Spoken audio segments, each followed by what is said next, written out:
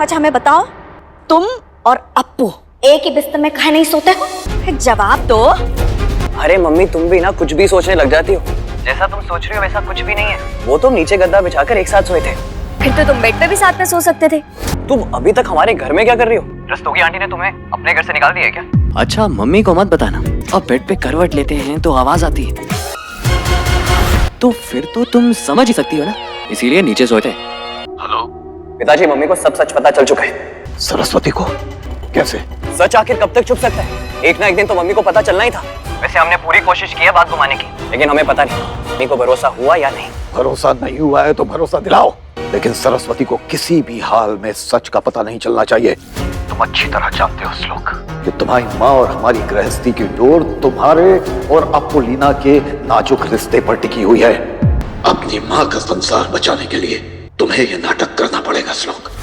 अप्पोलिना के आने वाले एपिसोड में एक अलग ही ट्विस्ट देखने को मिलने वाला है। यहाँ पर भाई फाइनली श्लोक बचा लेता है अप्पू की जान।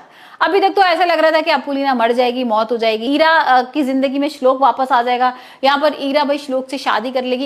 एक्चुअली ईरा का यही प्लान था कि उसकी गाड़ी को खराब करना, बॉम्ब ब्लास्ट करना और यहाँ पर उसकी मौत होगी और मैं श्लोक से शादी कर लूंगी।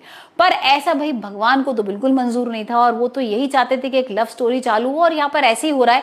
यहाँ पर अप्पू के किसी तरीके से जान बच जाती है और हम देखेंगे कि यहाँ मिट्टी के अंदर भाई अप्पू पड़ी हुई है और कहीं ना कहीं श्लोक को ये तो पता लग जाएगा कि कोई तो है उसके अंदर और यहाँ जब वो ढूंढेगा तो पता लगेगा अप्पोलिना है। अप्पोलिना को निकालेगा, उसको गले लगाएगा और बड़ा अच्छा सा सीन देखने को मिलेगा। यहाँ पर अप्पू और श्लोक एक दूसरे को गले लगा रहे हैं और यहाँ इसी चीज को देखकर भाई ईरा को जलन हो रही है। अब वो जैसी ड्राइवर को वीडियो कॉल करती है तो पता लगता है कि ये दोनों तो बच गए। यहाँ पर छोटी बहू रानी भाई गाड़ी के अंदर थी लेकिन वो किसी तरीके से बच गई। अब ये सुनते ही ना ईरा के होश उड़ जाते हैं। उसकी तो पूरी प्लानिंग यही थी ना कि इसकी मौत हो जाएगी और भाई मैं इसकी जगह ले लूंगी, लेकिन यहाँ तो कुछ उल्टा ही हुआ है। और अब देखते हैं जब वो घर जाएगी तब क्या होगा। हाल फिलहाल तो यहाँ पर ईरा भी प्लानिंग कर रही है कि अब मैं इनको छोड़ने वाली नहीं हूँ और देखो मैं किस तरीके से इन दोनों के रिश्ते में दरार पैदा करती हूँ। लेकिन वहीं दूसरी तरफ हम देख रहे हैं कि भाई जो अप्पू के पापा हैं उन्होंने तो भाई कफन वगैरह ला के पूजा शुरू कर दी है, अंतिम संस्कार की पूजा कर रहे हैं अपनी बेटी की।